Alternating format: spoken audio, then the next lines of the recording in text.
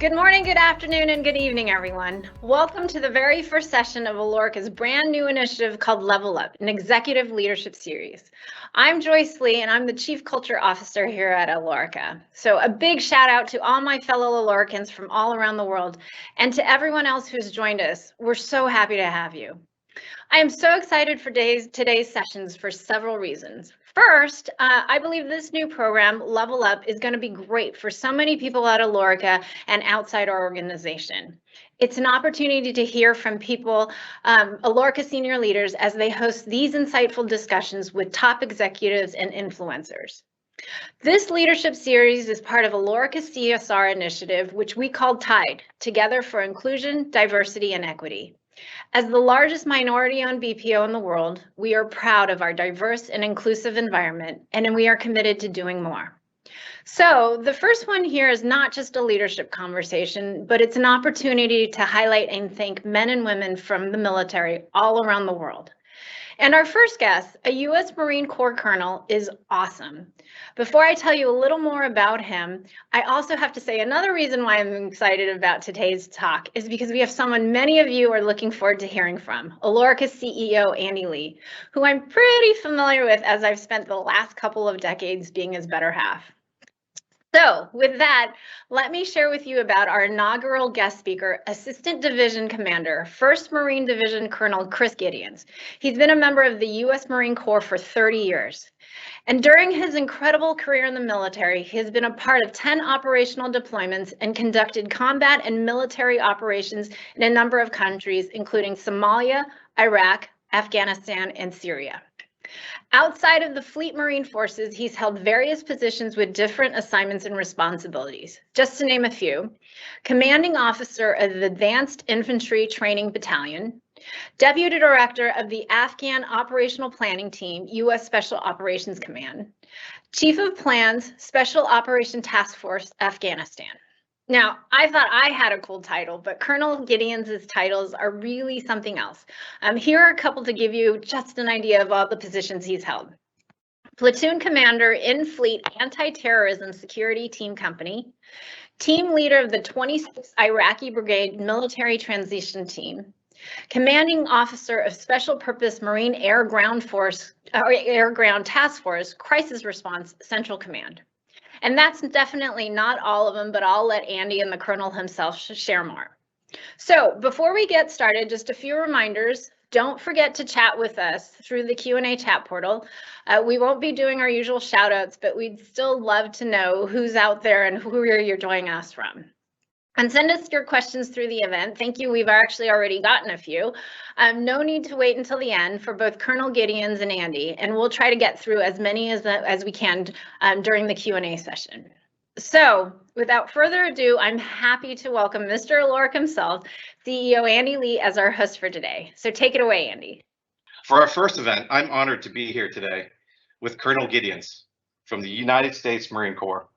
But before we get started, Colonel, on behalf of myself and all of us here at Lorica, I just want to say thank you for your 30 years of distinguished and decorated service, protecting not only our nation, but our citizens here at home and around the world.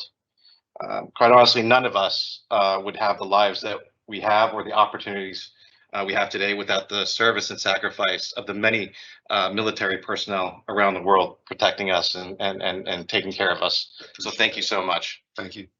I've known Colonel Gideons for many years as his son Battle, and yes, you heard that correctly. Colonel Gideons' son's name is Battle, very apropos. So Battle and our son Jonathan have been going to school for many years together, playing basketball and football together. And so I've had the privilege of hearing many of the Colonel's stories, amazing stories and experiences. And I'm absolutely thrilled that all of you will be able to hear some of them here as well today. I also wanted to mention that Colonel Gideons is not only our first guest speaker for this series, but he recently joined us as part of the Department of Defense's corporate fellowship program called Hiring Our Heroes, where service members, military spouses, and veterans get connected with American businesses. It's an opportunity to help smooth the transition for our military heroes as they leave the military, and a great way for companies such as ours to enhance our diversified workforce. So as he as he gets ready to transition for the military this fall after 30 years of service. The Colonel has been working with our global business services team as well as our global learning team. So welcome to the Lorica family, Colonel. We're thrilled to have you here. So with that, let's get started, and we'll start with an easy question. So tell us a little bit about your career in the military. Well, first, I want to say, Joyce, thanks very much for the great introduction, and Andy, thanks very much for allowing me to join your team. As a corporate fellow, it's a great honor, and I'm very honored and excited for this opportunity today. So thanks. My career is pretty easy, I think, because I'm living my boyhood dream. So I was that little kid that always wanted to be in the military growing up, and didn't know whether it was going to be in the Marine Corps or that. But that's kind of the path I chose. I went through a military college, Virginia Military Institute, and so I've been wearing really a uniform for 34 years, and it has been a great passion of mine. I'm an infantry officer by trade, and so we are the ones that are executing ground combat operations as an infantry officer. But over the course of my career, I've also been fortunate enough to serve in a variety of different billets. Got some time on recruiting duty. Again, I think there's parallels with Lorica. As Joyce mentioned, I was the first CO that stood up an advanced infantry training battalion that was developing teaching advanced combat skills and advanced leadership skills as we were sending people to Iraq and Afghanistan. I've also had the opportunity to do some long-range strategic planning. Lead a few folks in combat from platoon level, which is about 40 Marines, up through a Marine Air Ground Task Force, which was about 5,000. And then most recently served as the Chief of Staff, which is kind of like a COO for a 52,000 person force that's based here in Southern California and Western Arizona. So it's pretty amazing to see that 30 years goes like that, but it has been a great honor, and excited to see where the future might take us.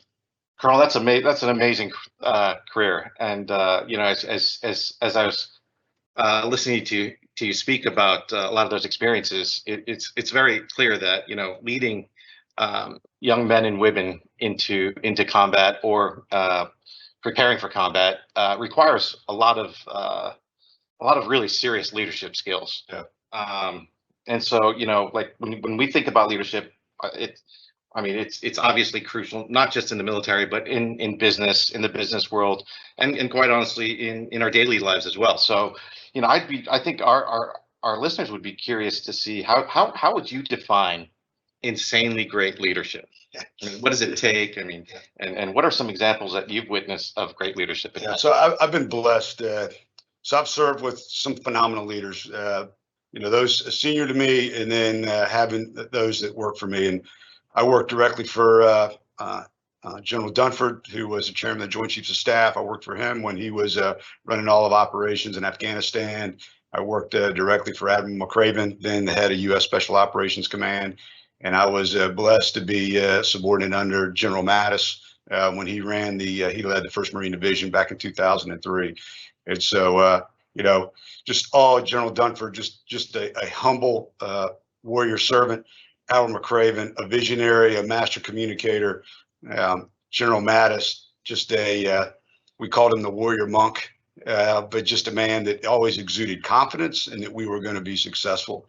But I also saw it in young Marines as well, that in them taking the time to teach, coach, and mentor their younger Marines, running battle drill after battle drill, preparing them that, when it came time to go into combat, that they knew that they had done everything they could to prepare their young Marines to be successful. And in the Marine Corps, we had these 11 leadership traits and 14 leadership principles. And I'm a product of the Virginia public school system. And so I have a hard time remembering 25 different things, and so, over the course of my time, I had to kind of distill those things down to, maybe 4 or 5. And, as I came in and was a regimental commander leading about 5,000 Marines and started to really crystallize what I thought that, the essence of what leadership was and the things that were important to me. And it came down to 4. And that's how I would communicate to my Marines. And I called it P4.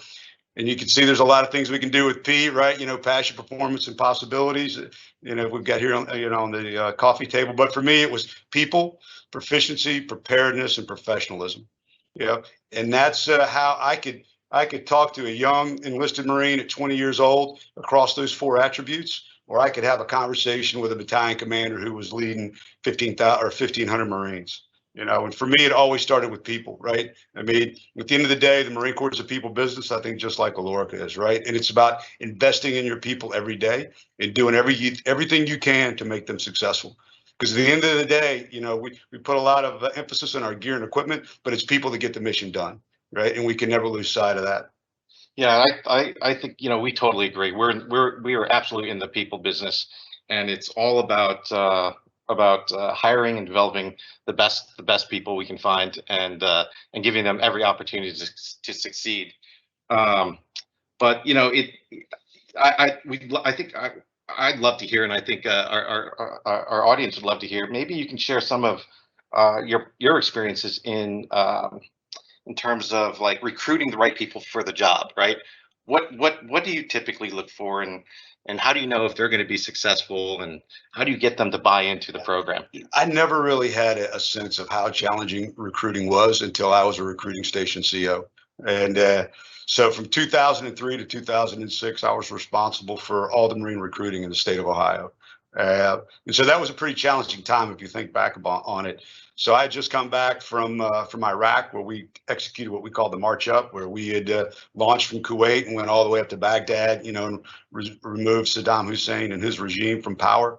And then immediately got redirected to go on recruiting duty. Had no experience, right? And but I think that's how the Marine Corps challenges, to see what you can do, and that's what's kind of kept me around. But in that time, if you think back, particularly from 2004 to 2006, right?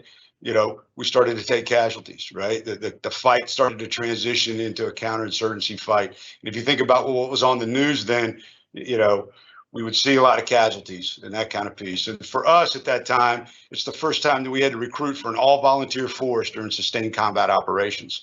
If you think back on our history, we were a drafted force up until 1975. And then from there, we instituted the all-volunteer force. And so really, this was the first time we had to recruit while we were taking casualties.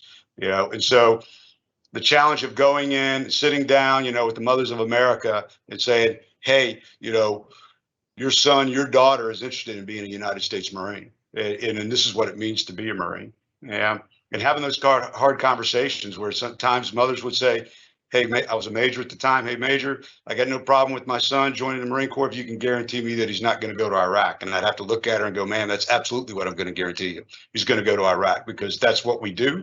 That's why we exist as a force.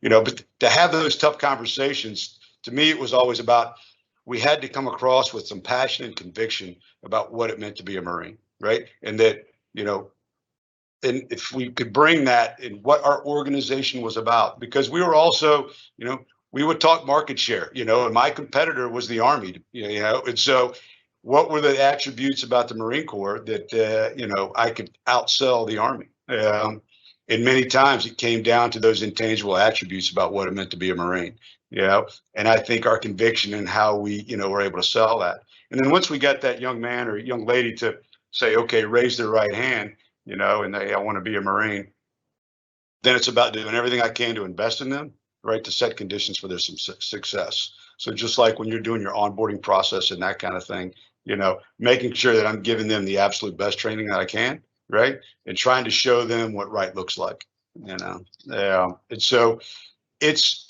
I think it's, it's obviously got its challenges, but to me, the thing that I always used to talk to my recruiters about is, if you're not passionate about being a Marine, if that's not coming across when you're sitting down and talking about somebody about joining our organization, then why would they want to be part of that?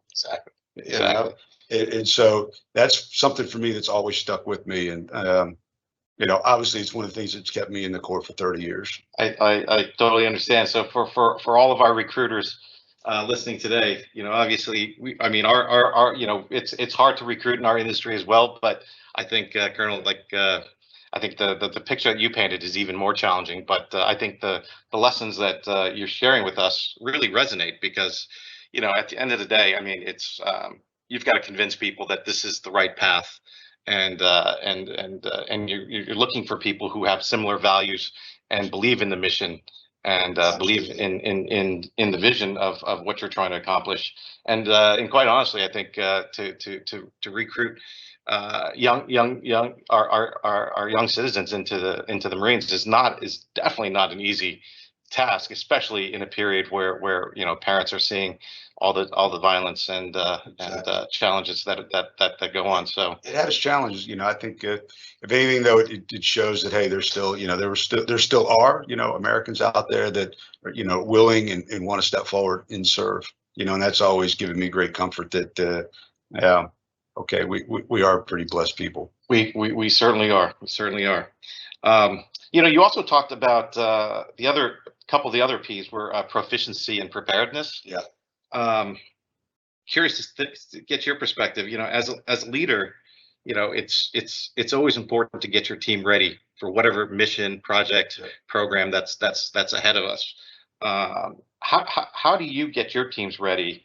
And obviously, we always work with people who are different levels of readiness. Yeah. And so, sometimes we have certain team members who might be struggling or maybe, need a little bit more time. How do you deal with those situations, especially when you're going to combat and you need everybody to be ready? Yeah, exactly. I mean, for me, when I always talk to my Marines about the proficiency, it was always first it was, I'd steal a Bill Belichick phrase, do your job, do your damn job, know your job, right? And trying to instill in them a sense of you're never, ever fully there.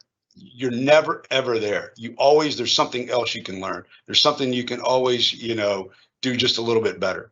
Because for me, the sense was that I always wanted my organizations trying to push and to try to continue to improve. Because once you think you're there, then that's when complacency sets in, right? And then that's when you backslide, and then that's where you're going to stumble and you're going to fall. And so for me, for proficiency, it was about every day trying to get a little bit better, trying to learn something new, trying to do something a little bit better, and then translating that to the preparedness piece that, in our line of work, I'd always talk to them about. It's like, hey, every day you're one day closer to combat. You don't know when it's going to happen, but every day you're one day closer. So you better be maximizing the time that you have, right? And for us, it was about being mentally, morally, spiritually, physically ready for the rigors of combat, right? And then also taking care of our gear and equipment so that when the call came, right, we were ready to go. But I think it's also important as a leader to understand, what's the level of, guidance, supervision, and direction that I need to give to a Marine to help make them be successful. And I would talk to, younger officers and use an analogy, and we kind of talk about Lieutenant A, Lieutenant B, and Lieutenant C, and what I needed to do to make those three lieutenants successful. And say the mission was to seize a hill. Lieutenant A, maybe all I need to tell him is, hey, Lieutenant A, seize a hill. Got it, sir. Roger that. He knows exactly inherently what to do. He's got the right guidance, and he's going to move out, and he's going to seize the objective. Lieutenant B, okay, hey, make sure you get radio checks, make sure you test fire your machine guns, right? And I need you to make sure you step off smartly at 05 to get that objective done. And Lieutenant B will accomplish the objective, take the hill. And then Lieutenant C, okay, make sure you get your order issued, right? Make sure you draw your ammo, make sure you get comm checks, make sure you do a leader's reconnaissance, right? And I may have to give him a lot more guidance and supervision, right? But at the end of the day, he's going to accomplish the mission, right? And so I always felt it was incumbent upon me, as leaders to recognize, who needed what to be successful, right? Because at the end of the day, if I could make my subordinates successful, I wanted to be successful, right? So if I'm setting conditions for them, I'm giving them the right guidance, and then, letting them go that they're going to be successful. And so for me, I think that's I think it takes time to understand that, but it goes down to knowing your people and understanding your people, yes. And then and resourcing them accordingly so that they then can be successful. That makes, it's really interesting. It's very similar to a lot of the principles that we talk about here at Lorica as well. Engagement, we talk a lot about engagement and know your people, Yep. right? And really understand where they are in their leadership development curve. And I think your point's fantastic. And the more you know your people, the more you understand the help that they may need, or lack, or maybe they don't need a lot of help.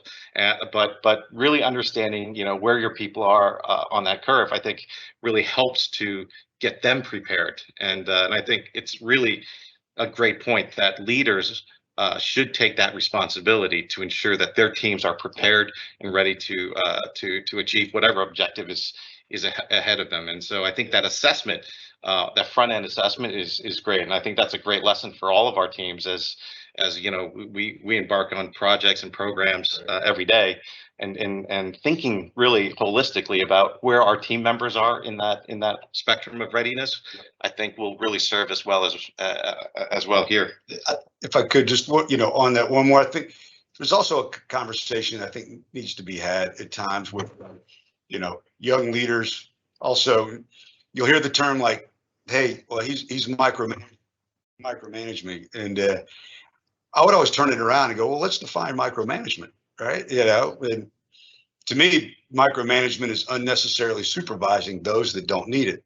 Right. So if you think I'm giving you too much guidance, right, or down, maybe that's because that's the level of supervision that I think you need to be successful. Sure. Right. So if you're looking for a little bit more, latitude and maneuver space to execute, then maybe you need to show me that you can do that. Right. Absolutely. Because, and so I always would hear that, "Wow, as a micromanager." Well, what is that, right? And maybe that's just what I think is the appropriate level of supervision and guidance you need to be successful. If you're chafing under that, then maybe you need to look internal and go, "Okay, maybe I need to be doing something different." Yes, that's a great point. That's a great point.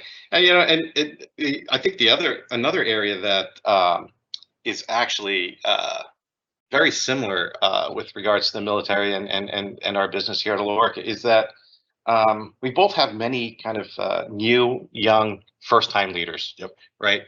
Young men and women who are leading teams of people for the first time. And so, I mean, and in your case, I mean, you're leading these young men and women are leading teams into combat. Here, we're leading teams into helping our clients manage their customer experiences. Right. Different levels of seriousness, both important, but. But I'd be curious to, and we've got a lot of young leaders in the organization. What advice would you have for young leaders who are just starting out and haven't had a lot of experience? I think as you come into an organization and you want to be part of that organization, it's about defining what is a professional, right? And that was kind of, our fourth P, and so what does it mean to be a professional? What is professionalism? For me, it always distilled down to, I would kind of talk to them through 4 attributes. It's about discipline, skill, commitment, and trust. And so discipline, doing the right things for the right reasons at the right time when nobody's looking, right? Skill, that translates to proficiency, right? Know your job, do your job, always looking to try to get better, But then the last 2 to me were always the most important: being committed to the mission, committed to one another as a team. If you've got that level of commitment, that to me, it built the most important attribute, at least in my job last 30 years in combat, was trust. Trust, because there's no pure manifestation of trust in my mind than what we would do in combat, where a young man is going to potentially he's going to uncover himself, expose himself to enemy fire, and he's trusting that I'm doing everything I can, or his fellow Marines, to set conditions that he's going to seize that objective and come out okay. The artillery is going to be on time. The communications are going to work. I'm going to jam the enemy's communications as soon as he exposes himself, and synchronizing that. And so, to me, that was the essence of being a professional. So for, I think young people starting out, it's committing. There's got to be a level of commitment that you're buying into the team. You're going to do what you can to improve yourself and set conditions for your subordinate success. I think the other one that's critical for young leaders as they're stepping out there is, there's going to be that time, that point of crisis, right? You're not going to be sure when it's going to happen, but how you respond to that will kind of set a tone, particularly with your junior Marines. And, so I guess one C story, it's December of 1992. I'm a second lieutenant. I've been in the operating forces 9 months. I'm forward deployed with a Marine Expeditionary Unit, 3 ships, and we get the call. We're going to be the first unit that goes into Mogadishu in December of '92 to, open up that country and start to get relief aid flowing and that kind of thing. Obviously, there were a lot of warlords that had that stuff. And so I'm in a small boat company, right? So that's 18 black little rubber Zodiac boats, and we launched 18 of those with 120 Marines about 15 miles off the coast of Mogadishu at 1 in the morning.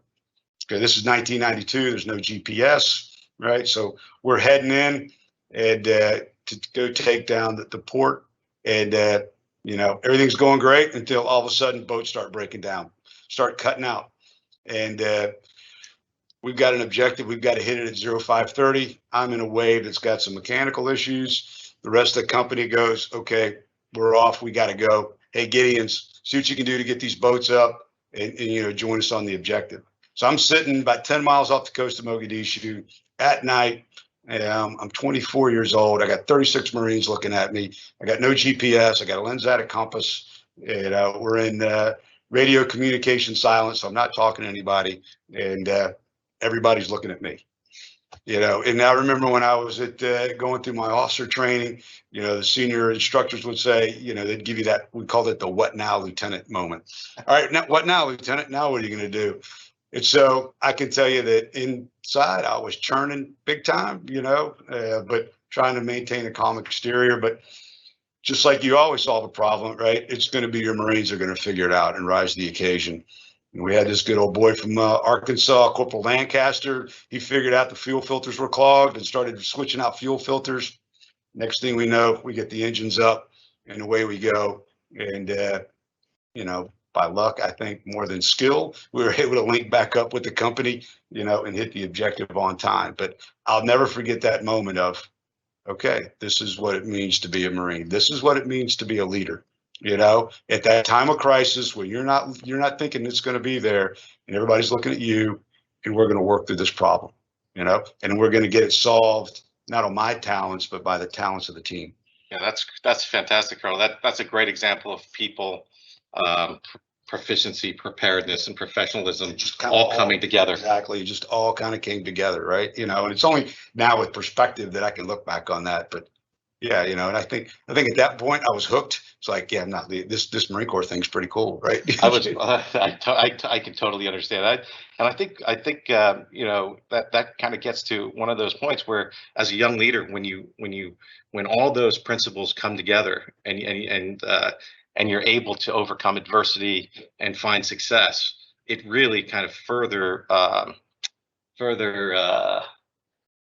reinforces that these are the right principles that help get it done, especially when an audible needs to be called. I think that's it. It's the shared adversity, right? When you're able to take a team and you can, you train hard, right? You're throwing things in training, but then when you finally got to bring them together in execution, in a mission, and you work through that. I mean, that builds tight teams. Yeah, nothing builds that great teams like a little adversity. Exactly. And coming together and really succeeding together. It's easy to look good when everything's going well, right? But how do you work when you get some adversity thrown at you? I mean, to me, that's the true test of a person and an organization. No question. So since we're on the topic of missions, you've obviously completed many missions throughout your career. Be curious, what are some of the principles that you see in terms of being able to successfully complete a mission? Yeah. So again, I like to keep things, maybe in 3s or 4s, and been them that way. But to me, it's kind of down to skill, will, and vision. And that skill, again, that kind of ties back to proficiency and preparedness, right? But the will to see it through, right? The will, many times on a battlefield, things are uncertain. And if you go back and read history, many times a battle's won because just the other commander had the will to see it through. Where the guy on the other side of the other side of the fight, wasn't sure, maybe thought that the battle was lost, right? And then started maneuver, pull back.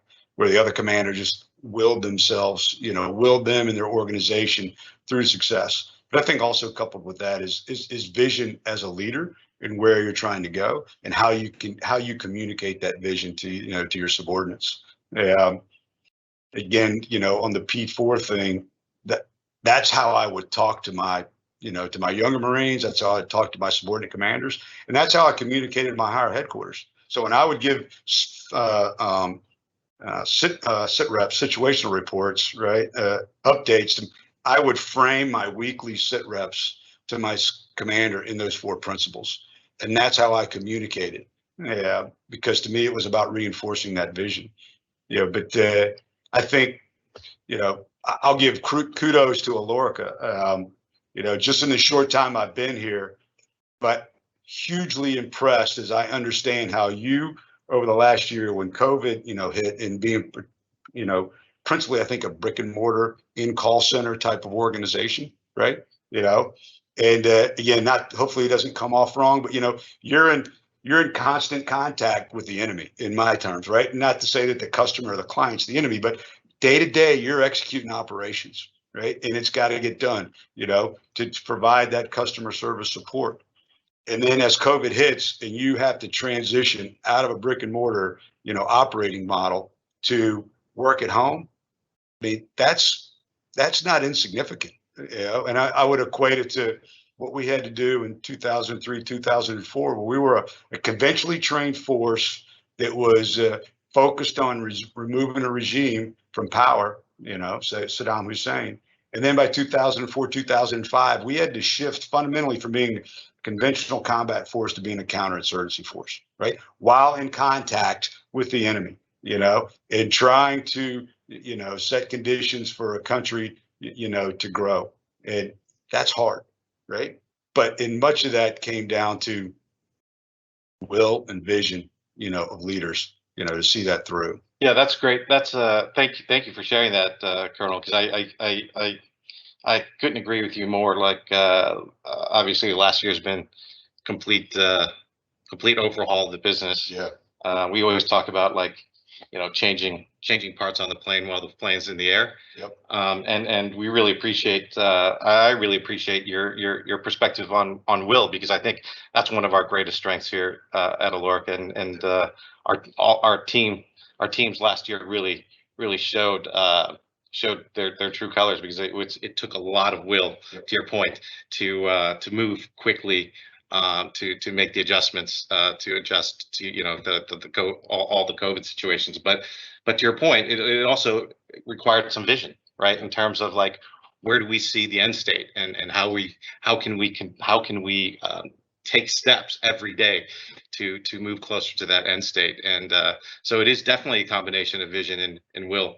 And it's something that I think you're right. The best teams in the world have the ability to pivot and then will their way through really challenging situations. And organizational change is hard. Organizational change is hard, right? But it can be done. Absolutely. But Absolutely. It takes a level of commitment, right, and a level of vision to help see that through. And how you communicate that, I think, across the organization is critical as well. One of the other things that we talk about a lot about in our business are these moments that matter, right? We always talk about how an interaction with a customer can either make or break a brand forever, or how interactions that our team members have with our clients can turn into a big contract, or can create problems, or losing contracts, or other issues or opportunities. I think the same must be true in the military. Maybe you can share with us some of the moments that have mattered throughout your career, and what was some of the defining points in those circumstances? Yeah, I mean, I think as I start to learn a little bit more about Lorica and the BPO industry and that kind of thing, your agents and your team managers, they're what we would call in the military or in the Marine Corps the strategic corporal, right? And so a corporal is our youngest frontline leader in the Marine Corps, and they're the ones executing day to day. And so I can remember an instance where we were in Somalia, And we were like 2 weeks in Mogadishu. And so we'd kind of pushed the warlords out, and we were trying to get help get grain and food and that kind of thing out to starving. And we were bringing in massive trucks full of grain, and it was just a feeding frenzy. I mean, just mobs of people coming in there, and the people that needed it the most were young mothers with young children and that kind of thing. And they actually was a young corporal, a guy named Corporal Hogu, and there was a young mother that had a grain of sack who was trying, or a sack of grain, who was trying to get it out of the crowd to get home, and she was from another tribe. Corporal Hogu inserted himself in there, pushed these people back. I mean, pulled his weapon, was protecting this young mother and this child. And, at that instance, it was like, okay, this is why we're here. This is the mission, right? To help these people. And then it was him that said, hey, sir, this model's not working. She can't drag this 50-pound bag of grain. We need to start breaking this stuff down into 5-pound bags, 10-pound bags, right? I mean, something so simple that we're just like, but that was that strategic corporal, that frontline leader, right? Making a difference right there, seeing something that needed to happen and stepping in. And I'll never forget that. That's amazing. Sometimes the most important solutions are the simplest ones, but you really have to be on the ground to really truly understand. And so then what we would start to do is we would start to run patrols, and we would have these smaller bags of grain, and then we would go and we would literally start going door to door, right? And we're dropping that stuff off. So we completely pivoted. And it's other simple things like counterinsurgency operations, right? All the Marines, everybody wants to wear their, Terminator, Oakley sunglasses and that kind of thing. And you're trying to go into a town and you're trying to actually bring goodwill, but they can't see your eyes, And it was another Marine's like, hey, sir, we got to get the glasses off. And I'm like, brilliant, right? Because we communicate so much through our eyes, And so are we trying to walk in and appear as, an oppressor, a conqueror? Or are we trying to walk in and look like we're a friend and we're here to help, try to bring a better way of life? So just simple things like that. I love that, Colonel, because that what really tells us is some of the best ideas and the best lessons are at the front lines with our agents and TMs, and in your case, on the battlefield. But like we as leaders always need to really make sure that we're grounded in what's really happening and ears wide open, listening to the folks who are really on the front lines. I tell all my Marines, it's like, hey, I haven't had an original thought in 30 years in the Marine Corps, right? I don't need to. I just need to be smart enough to go, that's a good idea, and that's dumb. We're not going to do that, right? But if I think it's also an element, you don't have to have all the answers as a leader, right? You just got to be, are you setting an environment where people, inclusive, collaborative, and they feel comfortable, bringing different ideas to the fore, right? That makes a lot of sense. Well, Colonel, I know we've got a lot of folks who want to ask some questions. So before we get to the questions, I do just want to ask one final question. If you hadn't gone and joined the Marines 30 years ago, what do you think you would have? What would you be doing instead? I think I think maybe a coach. Probably like maybe I was a football player, played a little bit in college, that kind of thing. I think I was always drawn to being part of a team. I was always drawn to something where you're being physical and being tested. And, probably would have been a football coach, right? Where I still would have had the opportunity to hopefully, invest, in young men as far as football goes. Probably a coach. And I'm hoping that maybe, as we start to look at a second career outside the Marine Corps, that maybe there'll be some time that I can maybe help coach my son a little bit. Your son's a fantastic football player. He definitely lives up to his name and his father's reputation as well. But I also say that I think you're going to fit in just fine here, because I think when we look at across our organization and you look at kind of some of the core things that we do, it's all about coaching, and it's all about teamwork, and it's all about getting the team to succeed together, but really helping and coaching up everyone around you. And that's what this entire business is all about. And actually, I think that's what generally life is all about. And those skills are always, I think it's helpful for those around you. It's important to pay it forward, because we've all had great mentors who've helped us along the way. And so I appreciate you sharing that with us. That's been great. Like, that's been a lot of amazing stories. So I definitely want to open it up to the team, because I know they've got a lot of really interesting questions. So Joyce, maybe we can open up some questions for the Colonel. Yeah, absolutely. Thank you, Colonel and Andy, for that great discussion. Really insightful. And we've had, from the moment before we started, we've had some great questions that have come in. I think you've answered many of them as you've gone through your discussion, but we've also have some for you right now. One of the most common comments actually that we got was a lot of thank you for your service, Colonel. So just want to throw that to you. And also, we got a lot of questions as to what the 4 Ps were, and just so we make sure we're clear, it's people, proficiency, preparedness, professionalism. And here at Lorica, we have another P, pineapples. It's a little Lorica inside joke. But anyways, our first question here is, how do you recharge and pick your team back up after a tough day or difficult time or a failed mission? Wow, that's a good one.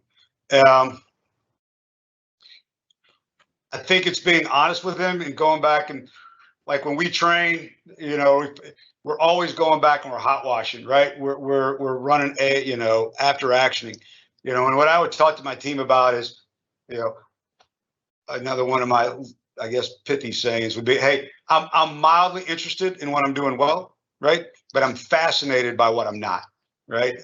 So let's see where are the areas that why did we fail? Why didn't it go right? Okay. And now let's focus on that. It's easy to want to, walk back, pat yourself on the back and that kind of thing. And hey, we really did well there and the other, but no, you're going to get better, right? Where you're going to really move the margins and move the organization forward are those areas that, you're struggling with. And so I think it's having those honest conversations, right?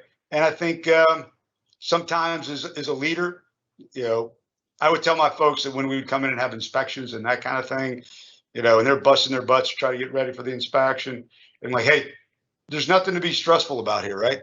Because the only person that's going to fail this inspection is me, because I'm in charge, so I'm ultimately responsible for what my unit fails or, does or fails to do. So no pressure, and it was trying to kind of take some of that off their back, and go, hey, you're prepared, you're ready, you're going to do a great job. Show them all the great things that you do down in Motor T, or you do in the comm section, or you do in the intel department. So I think it's also making sure they know that you got their back, right, and that you're the one that will answer, if we're coming up short, because that's what it means to be a leader. Yeah, for sure. A lot of shared responsibility, right, for the failures and the accountability. So thank you for that. So then our next question is, you've both encountered many great leaders throughout your careers. So this question is for actually both of you. Are there common attributes or qualities you found to be universal across them? Want to go first? No, please. I think, again, I kind of talked a little bit about General Dunford and Admiral McCraven and General Mattis. I mean, and I worked for another, not as well known, a guy named Lieutenant General Jody Osterman.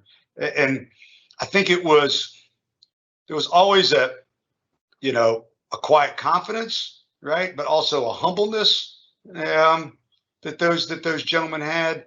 I think it was, they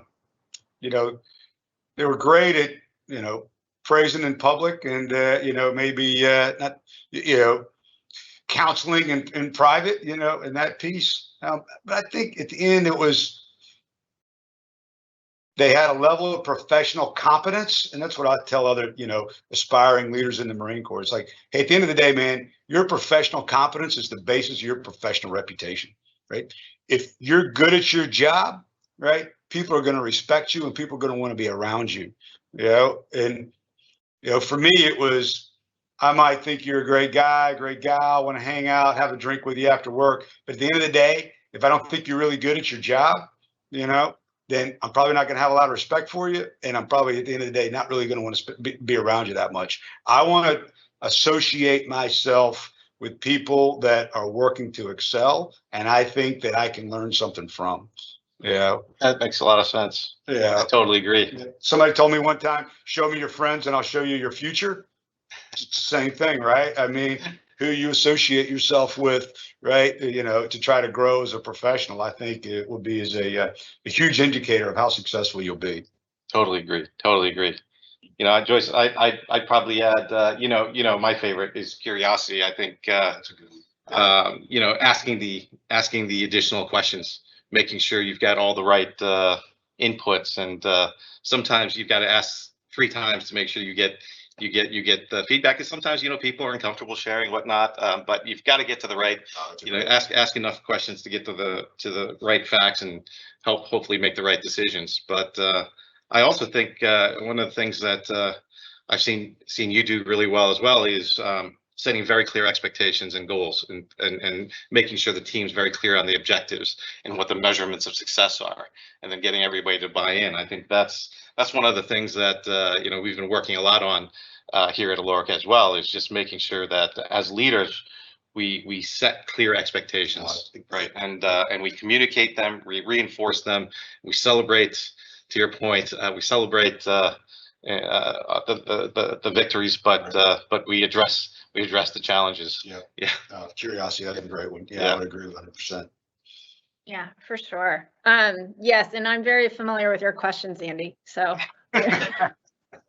okay. So back to you, Colonel. What do you think companies can learn from the military about being mission focused, and how to best cascade that to your team so everyone can adapt to change as well? One more time, that's a really good one. Yeah, sorry, it's 2 parts, really. What do you think companies can learn from the military about being mission focused, and how do you best cascade that to your teams so everyone can adapt to change well? Yeah, I think for us, we will always try to kind of goes, Andy made the comment earlier about end state, right? And okay, this is clearly articulate what we're trying to achieve. Right. And then what are the 3 or 4 critical tasks or, actions that we need to do to achieve that? Again, I think you've got to be clear. I think we do a very good job in the military about talking about end states and laying out ways that we want to get there and then communicating that up and down. And for me, it can be very easy to, if everything's a priority, nothing's a priority. So I've got to be able to, clear that kind of, clear waters as far as these are the 3 or 4 we would call them lines of effort that are the most critical pathways that we need to be executing on to achieve this end state, right? And so when I was the chief of staff for our Marine Expeditionary Force out here, that's about 52,000 folks. I was running day-to-day operations for that. And with the staff, thousands of taskers. But I would always try to get, hey, these are the 3 or 4 things that are top priorities right now for the commander, for the CEO, right? If you're in doubt on where you need to focus, what you need to be getting after, refer back to these 3. And if you're working down them, we're going to be okay.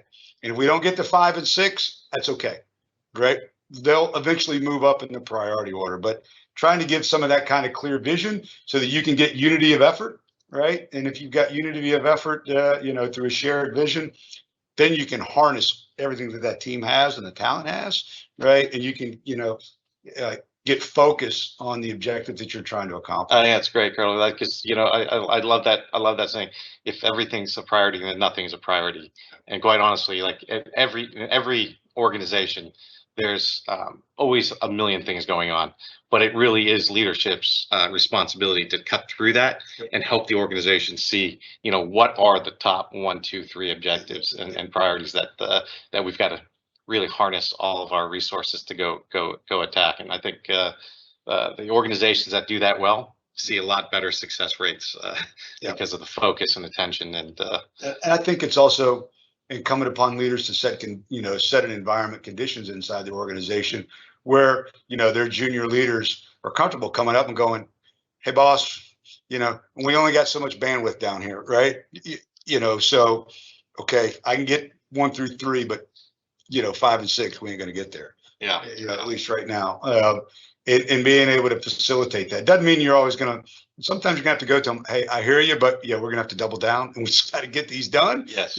And I think that's another important one as a leader, just it made me think is the other one I used to talk to my junior Marines about is, okay, how do you implement orders that you don't necessarily agree or like, directives, and I would talk to them and say, hey, welcome to the wonderful world of they, right? Because we've always had that instance when somebody will walk up and go, you will not believe what they got us doing now, right? And I'm like, hey, man, welcome to they. You are now part of they. As a leader, you are now they, right? And so how you take that, and take that to order directive, and you've got to make it your own. Because if you start to throw higher headquarters or your senior managers under the bus, you just signal to your subordinate team members that it's okay to throw you under the bus when you walk away, right? Because you're modeling that behavior for them, So that's easy to say, hard to do. I'm not going to say that I've always gotten that right, But I think working through that and recognizing that sometimes we're going to have to do some things we don't necessarily agree with. Right? I love it. We are all they. That's exactly right. Together. For sure. Thanks, Colonel. So like Lorica, the military is made up of people from diverse backgrounds. How do you connect and motivate people from all different walks of life? Yeah, I think for us, it goes to organizational culture, right? We talked in the Marine Corps through our core values of honor, courage, and commitment, right? And we talk that, we teach that, we work to espouse that, from the first day they show up at Paris Island or San Diego, or officer candidate school. And so again, to me, it always came back to, are you good at your job? Are you committed are you working to get better? Right. And to me, it didn't matter race, creed, religion, color, right? Hey, you're a Marine first, right? And are you bringing your best to the team every day? And if you are, hey, awesome, right? If you're not, then okay, then we've got to address that. But I think organizational culture for me is the big one, Joyce, of how you work across those boundaries. And I think there's definitely acknowledging that people are coming from different walks of life. But I think maybe the one at least in the Marine Corps, when you're in combat, it goes back to that trust factor. And you don't have time to be worried about, where they're from, what they look like, what religion. It's like, hey, we're trying to accomplish a mission and we're all putting our lives at risk at the same time. That tends to kind of clear things up real quick about what the important things to focus on are. No question. For sure. So our last question we have for you today, Colonel, is we loved hearing about your Hiring Our Heroes program and that Lorica is participating. But what made you choose Lorica as the company you want to do your fellowship training in? And what do you think of Lorica so far? Well, first, I thought that there was a lot of acronyms in the military, but holy cow, right? I think the BPO industry is running a close second for sure. So, I'm definitely, pardon my French, but I'm living in acronym hell right now, but we're working through that. But no, to your point, Joyce, in all candor and, to Andy's credit, it was the conversation that we had at your house a couple months ago, right? And just that, I'm like, hey, this guy's a leader. He's got some vision. I'd be interested in, if there's an opportunity with his organization. For me, it's been about I'm as much or more focused on organizational culture and being part of a team that's working to accomplish something, that's collaborative and that kind of piece. And so I think that's what, drew me initially to see if there might be an opportunity with Lorica. And over the last 2 weeks, it's done nothing but, kind of convince me, right decision. I mean, just being able to sit in on some of the sessions, with you and your senior leadership and stuff, definitely a very collaborative, teamwork focused approach, right, on trying to work through problems. And I think there's good communications kind of, I would say, up and down the chain of command, you know, and where, because I think as a, you know, a subordinate leader, yeah, you want the opportunity to hopefully you know, your voice is heard. Doesn't mean your opinions are always going to be, you know, agreed or acted on, but that people are earnestly, you know, interested in what you have because you're trying to help better the team, you know. And so, yeah, it's so far, I'm enjoying it. Other than, you know, holy cow, you guys got a lot of acronyms, but our entire Yeah, industry is an acronym. Yeah. well, We do that's have for a lot sure. of acronyms. Yeah. Well, thank you so much. That's all the questions we have time for right now. And for those of you who we didn't get a chance to get to your questions, we'll be sure to answer them later through email. Thanks, Andy, for hosting. You did a great job. And thanks, Colonel Gideons, for being our first guest on our first ever leadership series, Level Up, an executive leadership series. Before we go, Colonel, would you like to say anything? Well, one, thanks very much again, Andy Joyce, for the opportunity. One, not only with the fellowship, you know, but the opportunity to you know, kick this series off. Very honored. You know, hopefully I didn't punt it in the stands. But you know, but yeah, I guess what I would say, I'd be remiss if I didn't, you know, to the audience out there, right? I mean, we're a week out from Veterans Day, right? So a week, you know, or excuse me, from Memorial Day, and you know, Memorial Day, not to be confused with Veterans Day, right? But that's the day that we celebrate all those Americans that, you know, have fallen in combat serving their country, right? And you know, every time that I have I've come back home from 10 deployments, you know, and been to some not nice places, you know, Somalia, you know, Yemen, Iraq, Afghanistan, Syria, you know. And that's what I talk to young Marines about. It gives me perspective, and I said, I hopefully it'll give you perspective, right, on just how blessed we are as a nation. You know, that only by, you know, the simple grace of God were we born Americans, or our families had the opportunity to immigrate here, right, to reap the bounty that is America. And that there are, you know, young men and women out there that are willing to step forward and serve their country, you know. But the fact is, when they go forward, they're not doing the things they do in the valorous acts and putting their lives at risk, you know, for God, country, or Corps. At the end of the day, the reason they're doing it for each other. You know, they're doing it for that fellow Marine on their left and their right, because in the heat of battle, that's where you're at, right? And that's about, you know, where you'll see strong teams will stand up and won't break, you know, under the, you know, in the cauldron of combat. And so for me, I've always taken great pride and comfort knowing that we are a blessed people.